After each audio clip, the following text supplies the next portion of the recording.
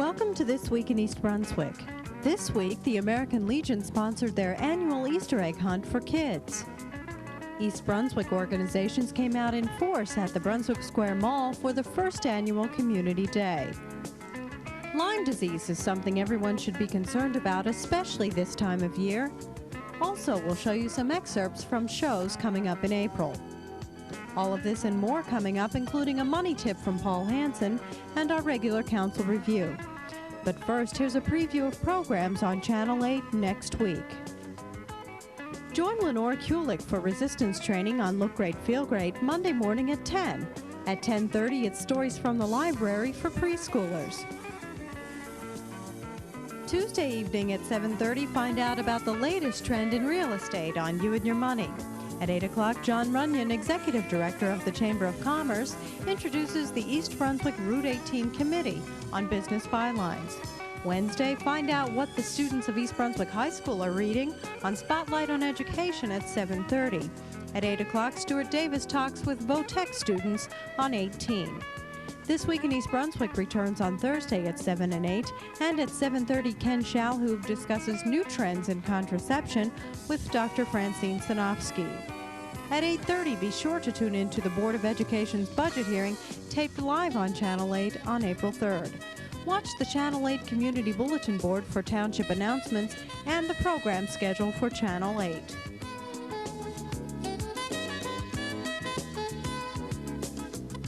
The township, along with Brunswick Square Mall, organized a community day where nonprofit groups were represented. Each group set up a booth for interested shoppers to stop and have a look. The library was also represented by Hope Muehlberg of the Friends of the Library and Susan Pober of the Children's Department. We're here to promote the East Brunswick Friends of the Library, to make people aware that we do exist and we welcome people from the East Brunswick community to join our group. People can become members of the library by, well, let's see, it starts at $5 for membership, but we encourage people to join for the $25 membership. And at that point, you get any one of these gifts. And also, by being a member of the Friends of the Library, you get a newsletter telling you all the events that are going on, including things from the children's area of the library. And we have 2 general membership meetings a year. We do a lot of things in the community. You know, we just had a very, very successful book sale where we raised many thousands of dollars, and that money goes back into the library where we buy things for the library's use. And it's just an enjoyable thing to be a member of the Friends of the Library. Libraries are very important. We'd like to encourage people to become Friends of the Library. You can come over to the library at any time. There are applications there. Also, we send out letters once a year soliciting membership to people. We just want to make the community aware of the library and the wonderful services that we can offer, and that we are not just a place for books, but we have many other activities and items available to the community. For instance, we offer notary service, we offer fax services in the adult reference department, and we're also here to publicize some of the programs that we're going to be having. This month is April 25th, we're celebrating National Library Week. And we are celebrating along with other libraries throughout the nation in a reading program called Night of 1,000 Stars. And we'll be having a lot of local celebrities and politicians and people involved in the community coming to the library to read and encouraging families to read. Well, we are also encouraging people, if they don't have library cards, to get library cards as residents or non-residents where they can purchase cards. So people can apply for library cards today. We also have information about our government document services and about some of our other programs. Our mission here is to make sure that everyone knows about the East Brunswick Library and about what a wonderful institution we are and what an active and constantly changing institution we are.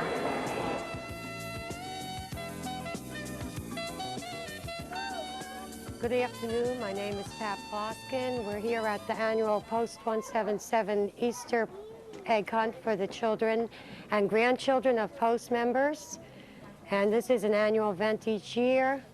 This year we have participating approximately 42 children, which in previous years we've had up to 100. I'd like to thank our auxiliary of the Post for the refreshments and everything else, and Post 177 for their help in putting this whole hunt together. Fortunately, the weather was with us this afternoon, and I believe all the children had a very good time. Each child here today will receive an Easter basket along with the stuffed toy and some individual candies. At this time, I'd like to wish everyone a happy Easter and a happy holiday.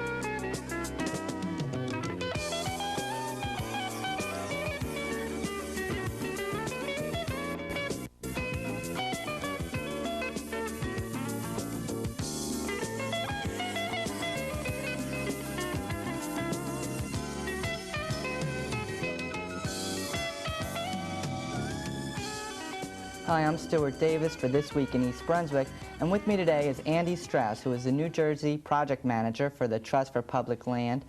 Andy, could you tell me about your organization and its mission? Sure. We are a national nonprofit group. We've been around for 16, 17 years. We have about 170 staff. We're based in San Francisco, and we have regional offices all over the U.S. Our organization is principally a land conservation organization, and what we do is we look around for important land projects to conserve in perpetuity, and our big hook on our projects is public access. We try to protect land for use by people. Now, you're in charge of the New Jersey area. What are some of your major projects that you're working on now? We're working on a number of projects all over the state. We're working on projects in the northern part of the state in the Ramapos to help add to the state forest there, and county acquisitions in Bergen County. We're working in Monmouth County on public access along the Raritan Bay and some of the watershed areas. We're working in Middlesex County and Cranberry on a joint farmland preservation and development project.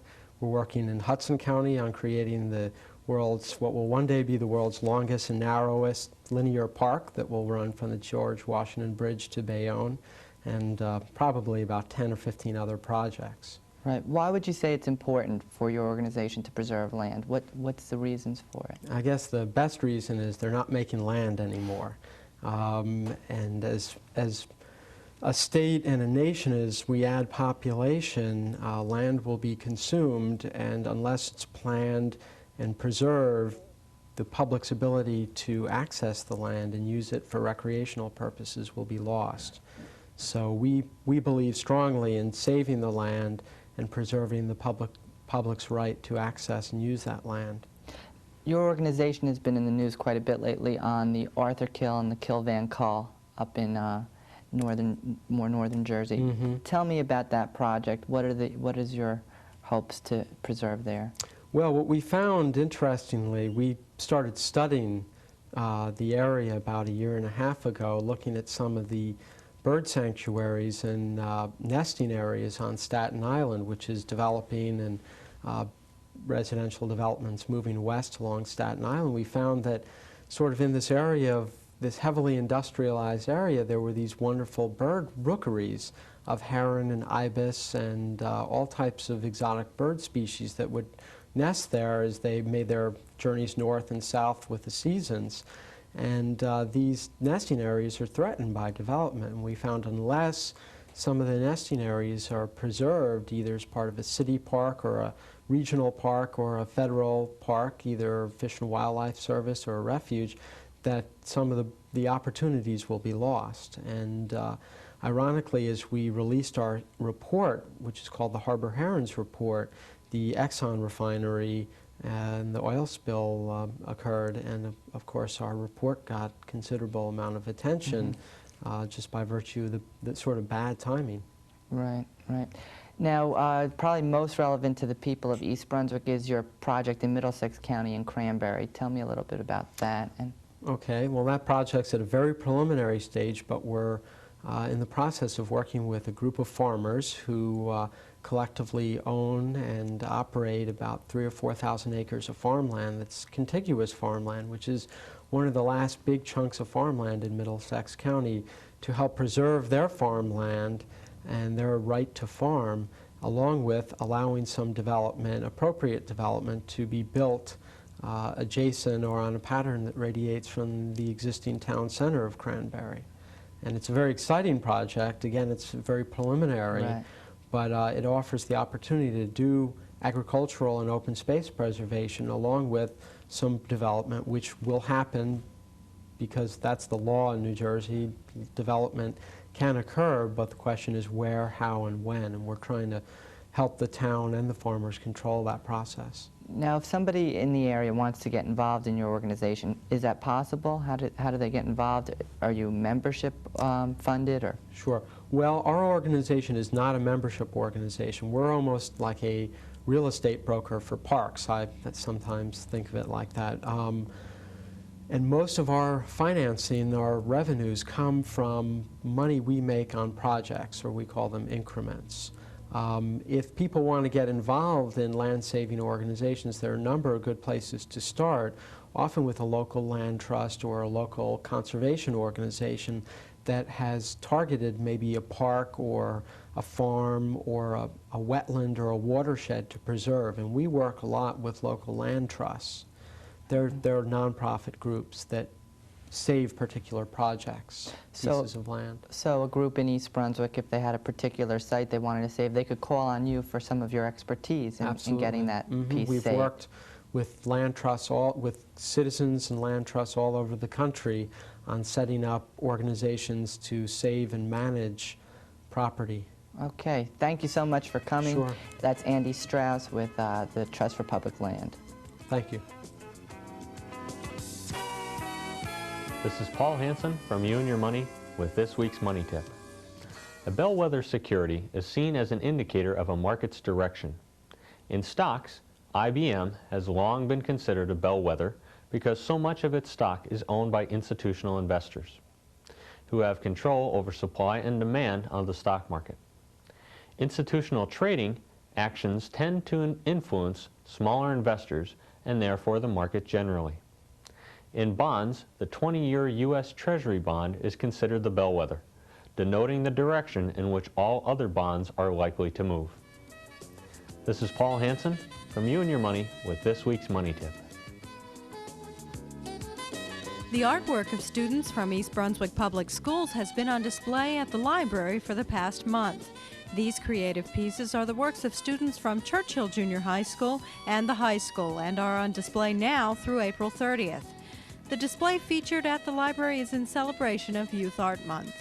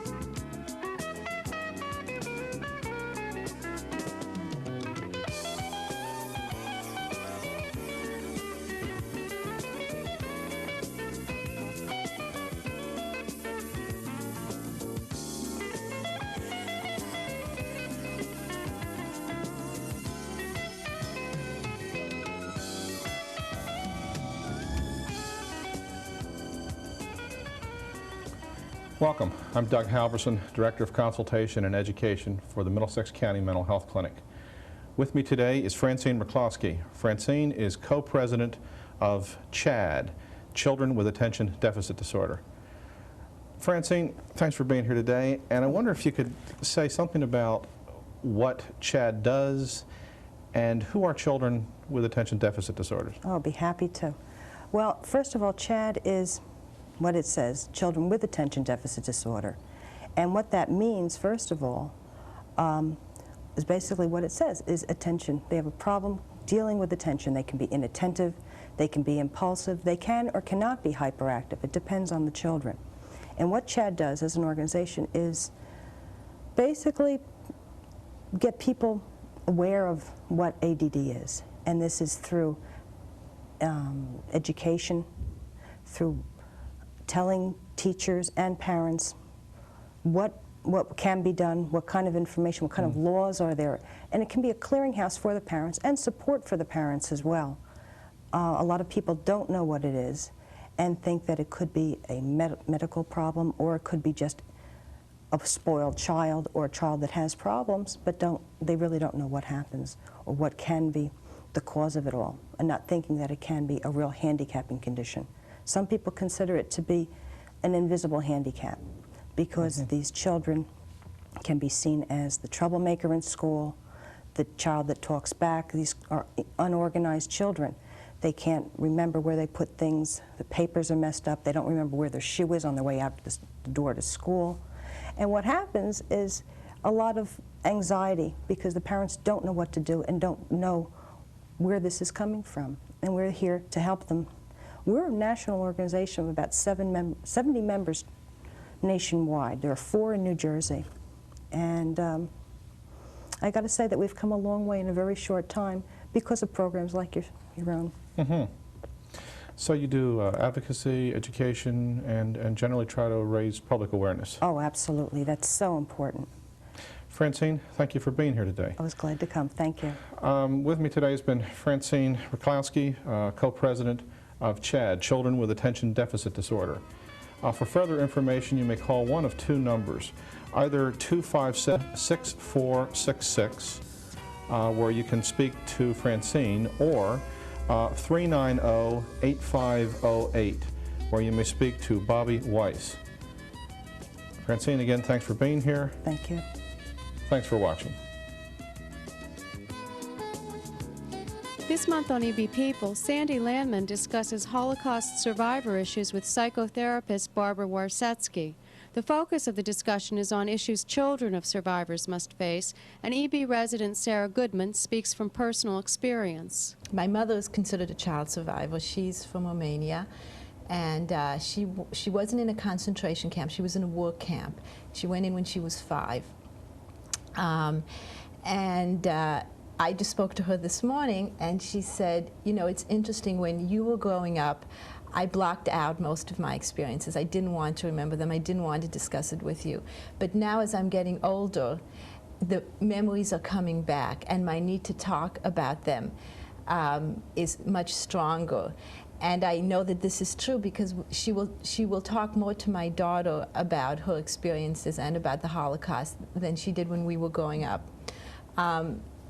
It's interesting, I didn't really know that I was a child of a survivor until I was about 11 years old. It was not something that was ever spoken about in my house. We lived in we came here from Israel. And when we first came here, we lived in Canada with my uncle. And then there was a very large survivor community. But we were only there for a year, and then we lived in Rochester, New York, and Schenectady, New York, where the community was small. And it was just not, my parents' friends were not survivors. They were either Israeli or American. Was your father also a survivor? Yes, my father is also a survivor. He was 16. He's from Hungary, and he was in Auschwitz for a year.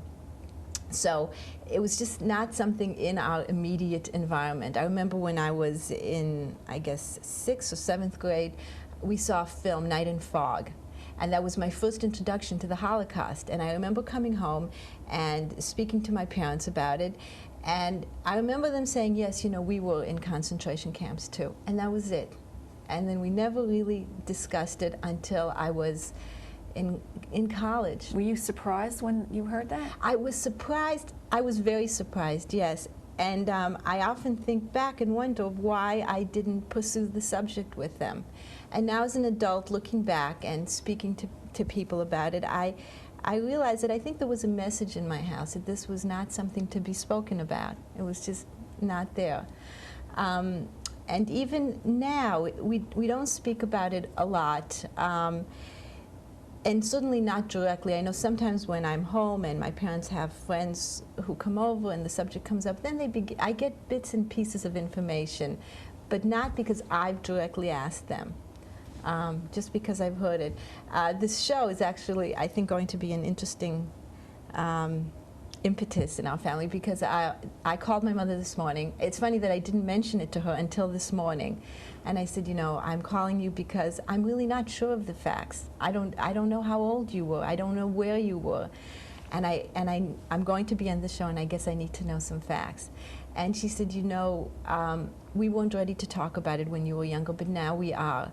As a matter of fact, next week your father's going to one of the local high schools to talk about his experiences, and I was shocked. I thought he would be the last person in the world to do something like that.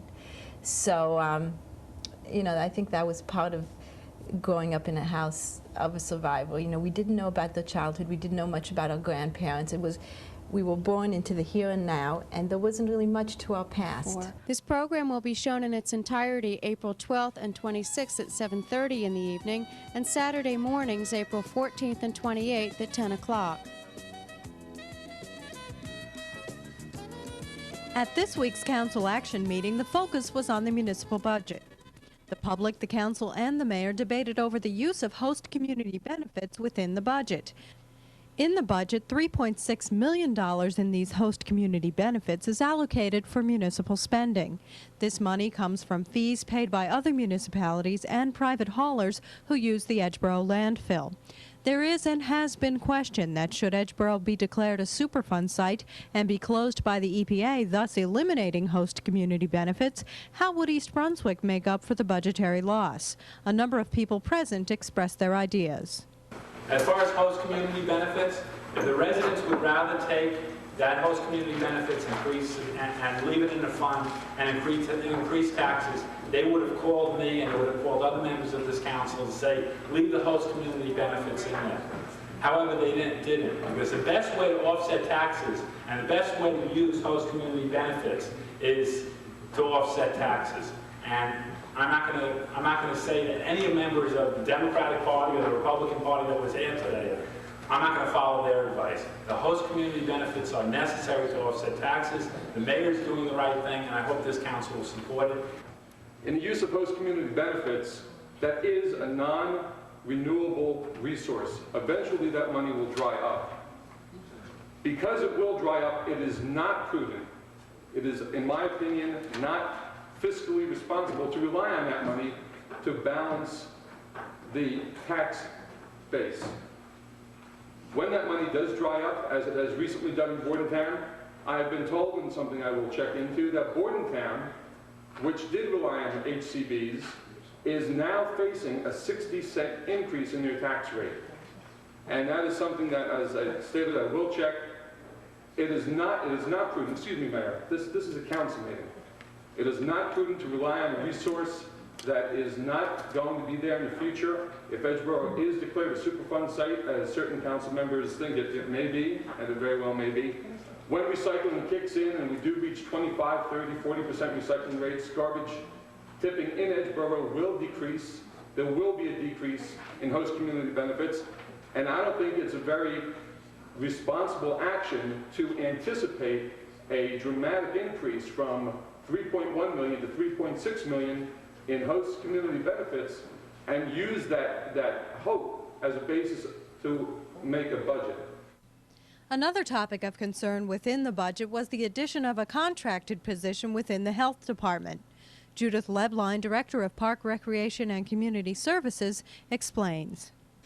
What we would like to do is, instead of hire a management position with benefits, what we are looking at now is a contract with a professional who will come in for this first year evaluate just what is the perceived need and what is the real need. Because if you went around this entire room, there would be people telling you what's missing and what's not in their own perception. So what we'd like to get is someone to come in, clearly evaluate that contract, come back to you with recommendations on whether A, the contract is just fine, we just need better enforcement, B, we need more personnel or we don't need more personnel, and C, how can we improve that relationship. There are a lot of missing links that you cannot get from the county service that people in East Brunswick have called for and have asked for over the last several years that they've missed. If I would be criticized by anyone, whether it's Mr. O'Connor or anybody else in the audience, for spending a little bit extra money in the area of health, I'll accept that criticism today, tomorrow, and as long as I'm in public service, because you just can't be too careful with both health and the environment. And considering how much money we spend in other areas, we spend this $50,000 with a balanced budget this year, I think is money well spent and should be for all our residents.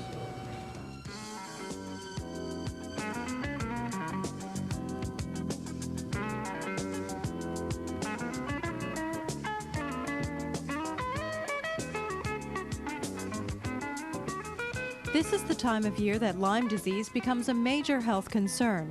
Channel 8, in conjunction with East Brunswick Public Schools and the East Brunswick Parks Department, has produced a program about Lyme disease aimed towards students. This awareness tape features kids from Hammersholt Middle School and answers several questions about Lyme disease, its signs, symptoms, and treatment. This program can be seen on May 1st and 15th at 7 p.m. on Channel 8.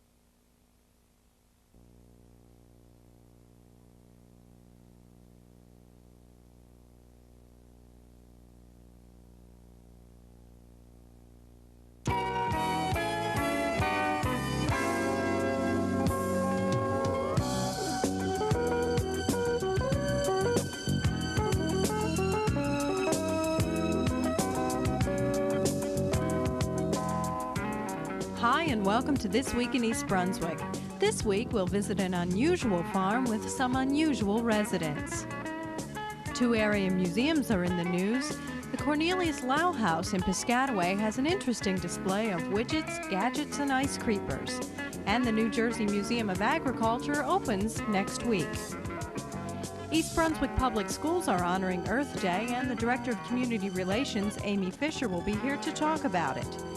And the library is celebrating National Library Week with a Night of 1,000 Stars. These stories are coming up along with our regular council review. But first, a look at programs next week on Channel 8. Monday morning at 10, Lenore Kulik steps up to the 90s with guest Kathy Thompson on Look Great, Feel Great. At 10:30, join preschoolers for Storytime Fun on stories from the library. Monday night, Channel 8 will feature a school board candidates forum and budget hearing beginning at 6:30. On Tuesday, in print, a program produced by the City of Beverly Hills will run at 7 o'clock. And at 8 o'clock, join John Megliaro and High School Athletic Director Frank Knoppenberger on Sports Talk. Wednesday, Dolly Vasta visits with Julius of Julius Scissor at 7:30. And the Arts travels to Crossroads Theater in New Brunswick at 8 o'clock.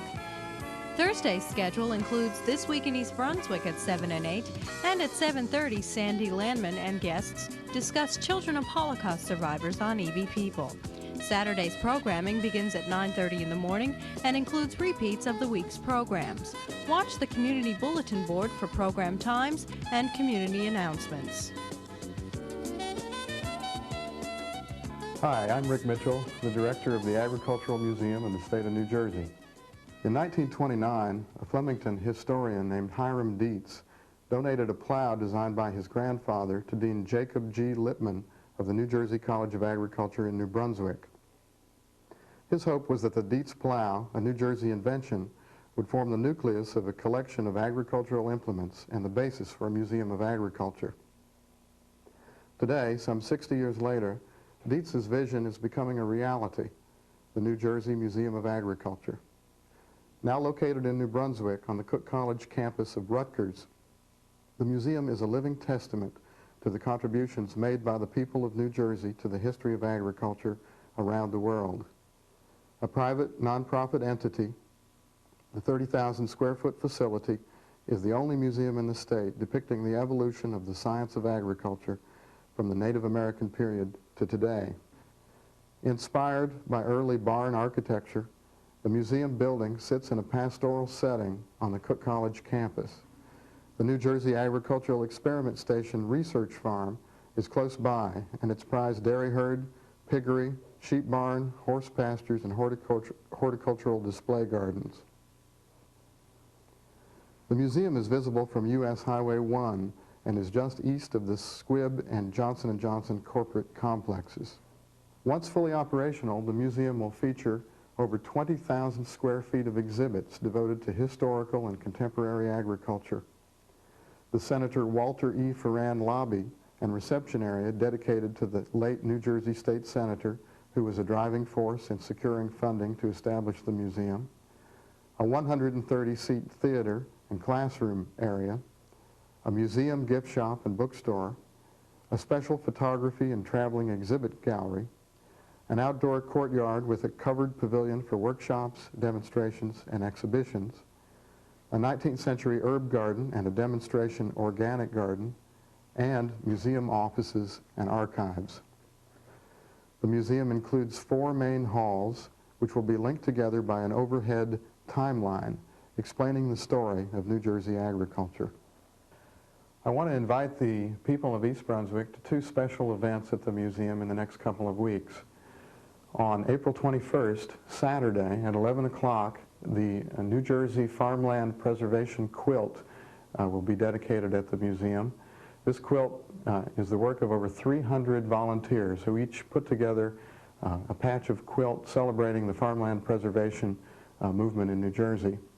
On April 28th, the museum will open to the public for the first time and will be open from 9 o'clock until 5 o'clock on Ag Field Day on the Cook College campus, and we hope to see you all there.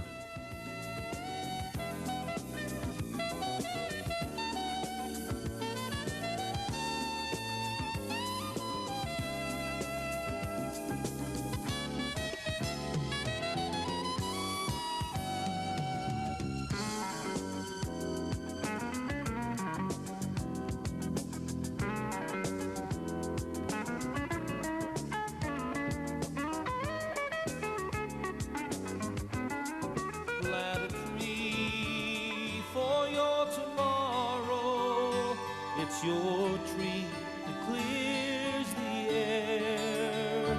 Plant a tree, trees for America. Plant a tree today for all the world to share. Taste the breeze, it's life inside you. Make a promise to the earth. Plant a tree, now is the time to recognize a tree for all that it is worth. Plant a tree for your tomorrow. Plant a tree that clears the air. Plant a tree, trees for America. Plant a tree today for all the world to share. Trees for America. Did you ever wonder as a kid what it would be like to have your own little zoo right in your own backyard, with maybe some deer, goats, sheep, peacocks, and maybe a few emu? Not 2-year-old Sean Germain as he watches Dad Chris feed their own baby black bear. Chris, a longtime resident of East Brunswick, now living in South Brunswick along with his wife Patty, runs Germain's Pheasant Farm. Well, I started years ago raising birds at home, and then I started working for the county, taking care of the animals, and then I decided to start breeding my own pheasants. I worked I had a biology teacher, Mr. Fry, owns Fry Canary Bird Farm, and he got me into it, helping him. We have like 14 different types of pheasants, and they're all ornamental birds. And any birds that come to us, injured birds, we'll take almost anything. We belong to the American Pheasant and Waterfowl Society, so we mainly deal through them. And they work with different zoos and stuff, and they're almost all over the United States and Canada. There's a lot of people that belong to it, even out of the country. Hawaii, Puerto Rico. So the society is like all over, and they're trying to. A lot of these birds are going extinct in the wild, but they do fantastic in captivity, where a bird would naturally lay like 8 eggs and set on them, and maybe 4 would survive. In captivity, if you keep taking the eggs, they'll lay like 60, and all would have a chance of surviving. These are swinhoes from Vietnam, and they're just about extinct in the wild, but they're doing very well in captivity through efforts of the American Pheasant Waterfowl Society. They breed very good in captivity. Normally, she would lay about 6 eggs to 8 eggs and set them. Now, with us taking them, we could get almost 60 eggs out of a hen. As long as we keep taking them, she'll keep laying until the season's over. So you can get maybe 50 babies out of one hen a year, where in the wild she may hatch 6 to 8, and she'll probably lose half in the wild. These are Lady Amherst. They're from northern China, and they're not really that rare. They're pretty popular in the pheasant world because they're so pretty, but they're one of the cheaper pheasants.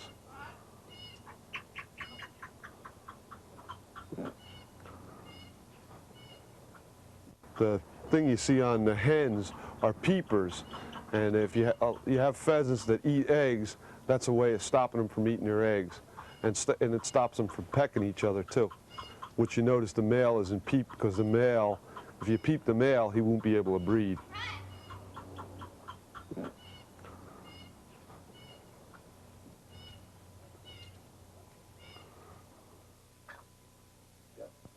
That's a Himalayan monal, which they call it an Impian pheasant. It's from the Himalayan mountains.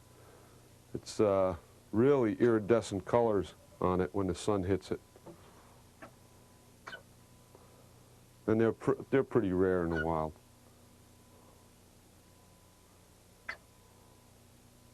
Doesn't even look really too much like a pheasant. A lot of people think it looks more like a buzzard. This one's about 7 years old. It's a fairly good breeding bird. The hen is hiding in the background here. Maybe I can get her out for you. The hen is just a drab color, but she does have a little eye mascara there.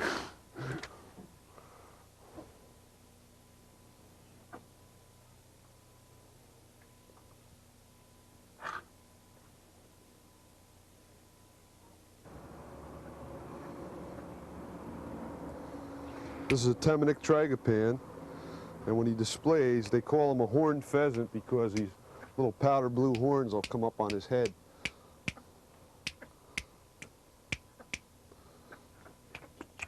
Come on, come here, come here, come here, come here. It's breeding season now, so he's real protective of his hens. So he might attack me.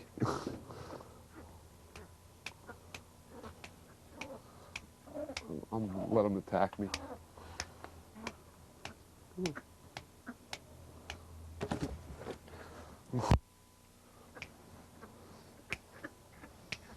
These are from like the near the Himalayan mountains, northern China.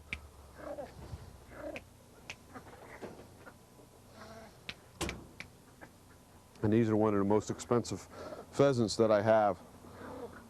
You get a lot of demand for them? Yeah, there's a big demand for these. There's not too many zoos in the country that have them, only like the major zoos like San Diego Zoo, Bronx Zoo.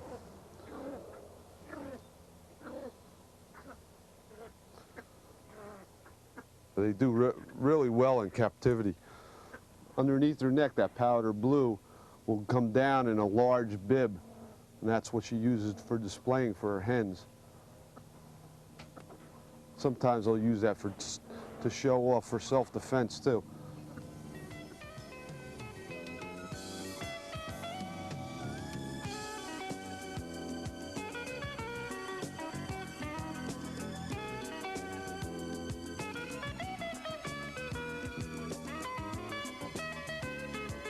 Besides all the exotic pheasants on Germain's farm, he also has quite a few other animals. Yeah, we have emus, deer, and we have Barbados sheep, German fallow deer, swans. That's a few of them. And let's not forget his pet black bear. This is my black bear. I bought him from, shipped him in from Minnesota. And the reason I shipped him in is I raised Monty the bear at Johnson Park. I had him for, he's 22 years old now. And I always liked bears. And he was a better pet than a dog. She's a little over a year old. She was born January 28th. Her name is Sheena.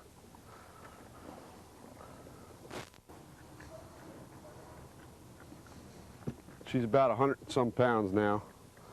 Well, she was a single born, so she'll probably get close to 600 pounds. Right now she's eating peanuts.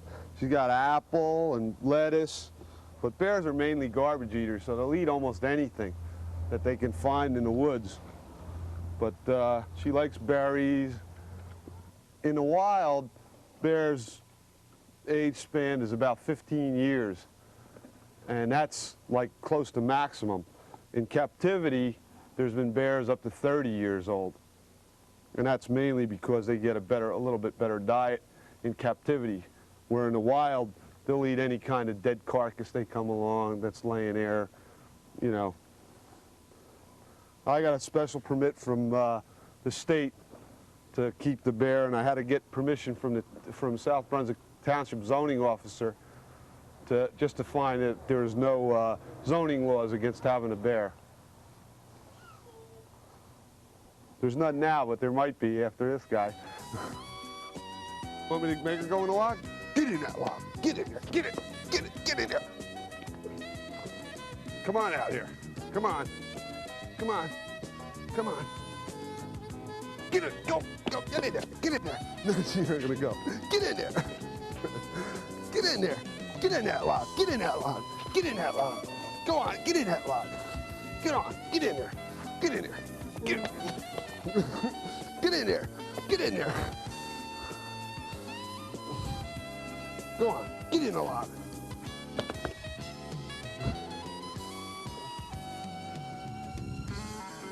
You get pretty good. Ow! Come here. Come here. Don't go in there.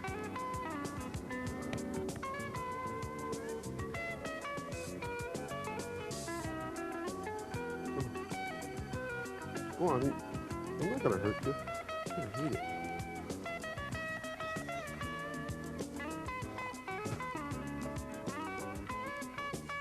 Yeah, we're always interested in helping anybody that wants to even start their own pheasant farm or get into it, because we can always use help anyway. But we'll always help anybody answer their questions, so their birds will survive too.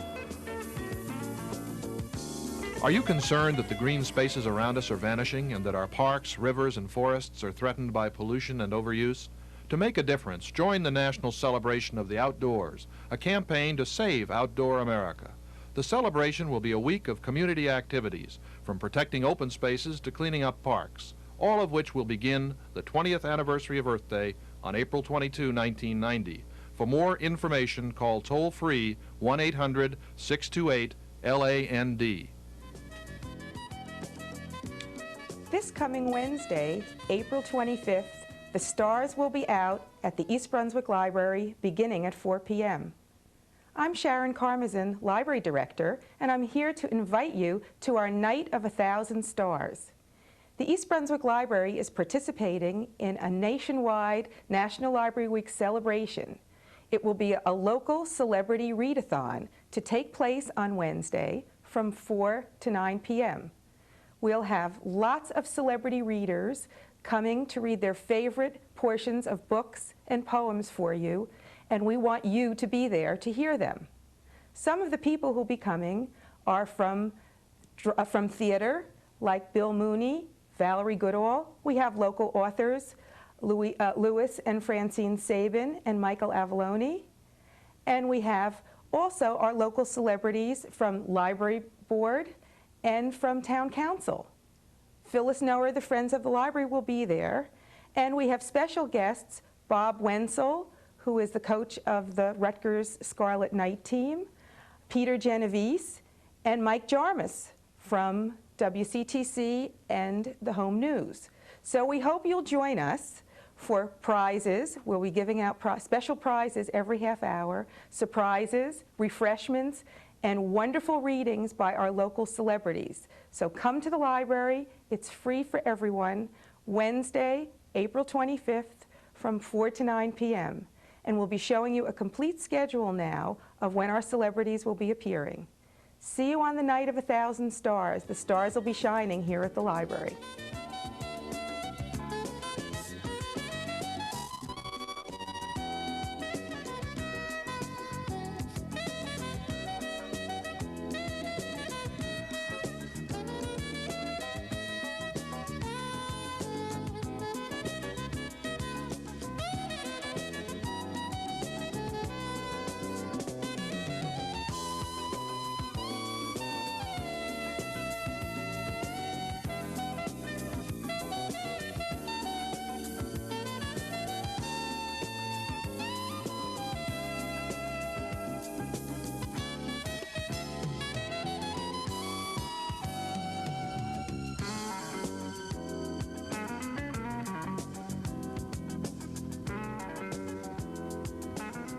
Hi, I'm Amy Fisher, and today I'm in the studio.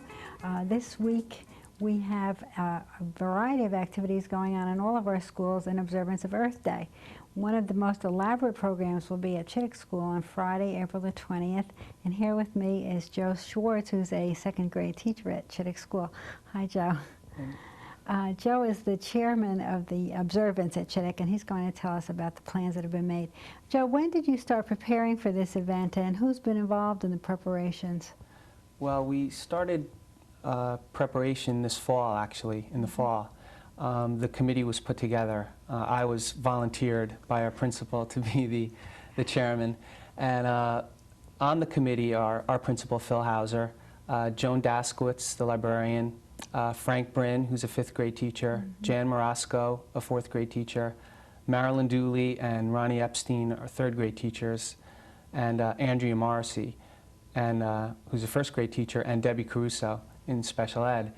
And we have been meeting all throughout the year to try to get all our activities straightened out.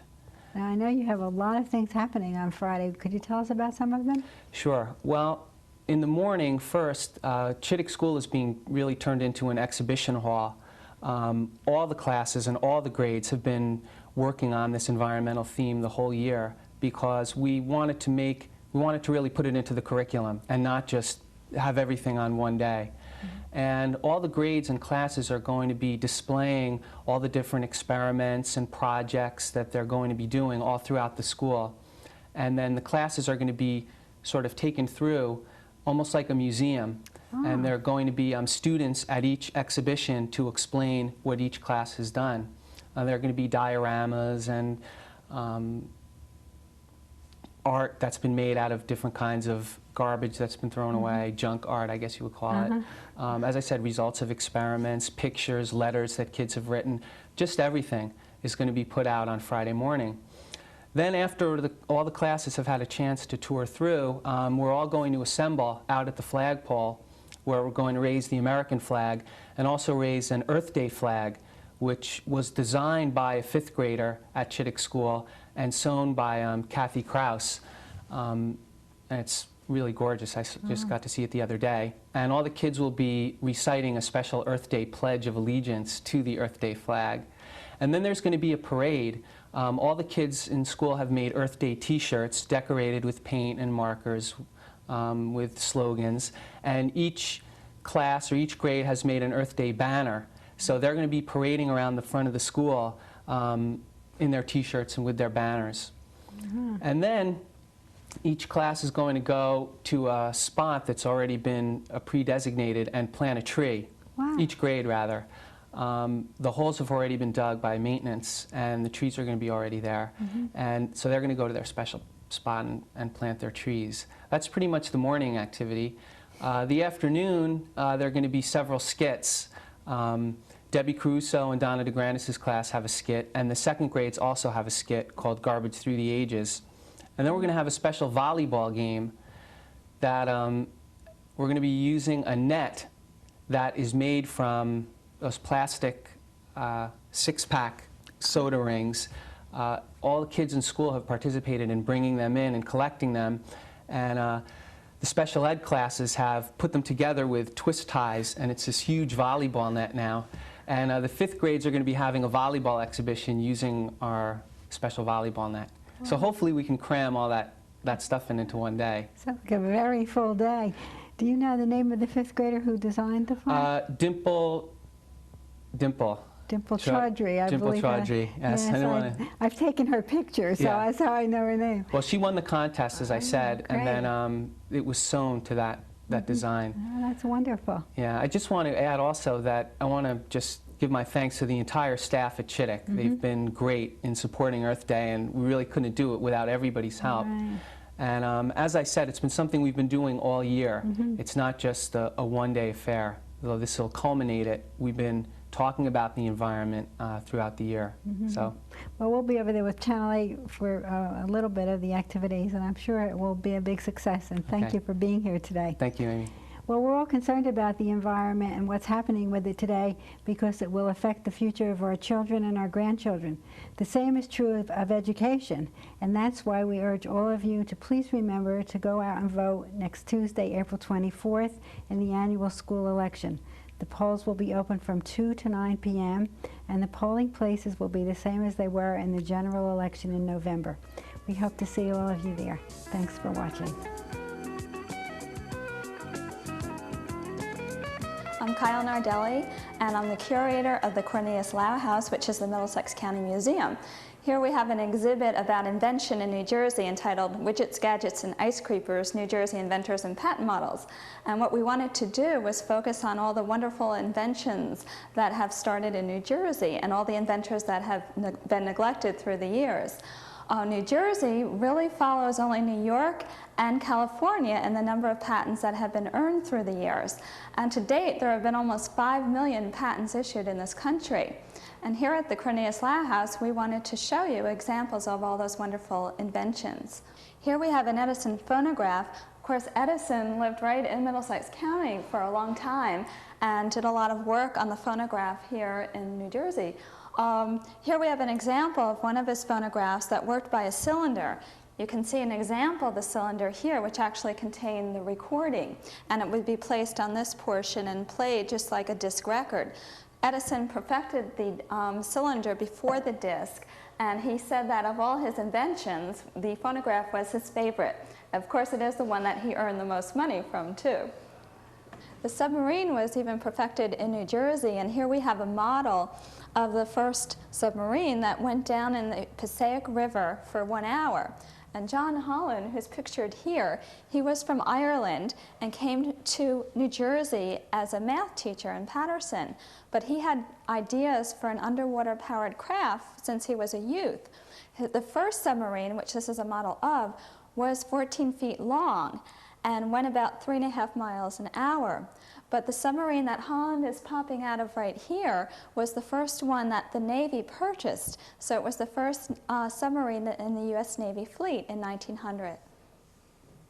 Another interesting invention from New Jersey was a type of high-wheeler bicycle that was different from previous high-wheelers in that the small wheel was in the front and the large wheel was in the back. Its inventor, George Pressey, who was from Hamilton in South Jersey, felt that you had better steering control and downhill stability with a small wheel in the front. And he brought it to Hezekiah Smith, who lived near Mount Holly, New Jersey, to manufacture it, which it was done for about 8 years. But of course, when the two equal wheel system came out in the later 1800s, this bike then was no longer so much in demand, because the two equal wheel system was a lot easier for most of us to ride. This bike would be very difficult for most of us to handle. This exhibit runs at the Cornelius Lau House, the Middlesex County Museum, through April 29th. We're at 1225 River Road in Piscataway, and you can call 745-4177 for complete directions and if you have any questions, and we'd love to have you visit and enjoy the exhibit. East Brunswick's budget remains unchanged following Monday night's agenda session and budget workshop, despite one council member's preparedness to suggest spending cuts.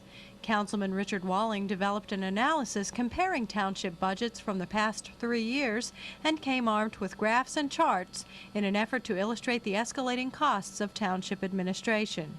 So what these charts demonstrate graphically is we have a declining growth in tax ratables, an escalating growth in expenditures, and a continued reliance on host community benefits as a source of operating revenue.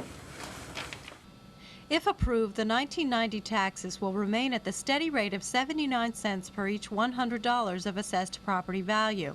The 0% increase has Mayor Jackson Agra, along with other Republican members of the council, touting the budget, asserting that mandatory spending this year has increased less than 5%. And in opening presentations, Mayor Sinagra proclaimed this week Retarded Citizens Week, and next week, Grange Week. And a special action meeting covering select topics has been scheduled for April 30th. That's all for now. Thanks for watching.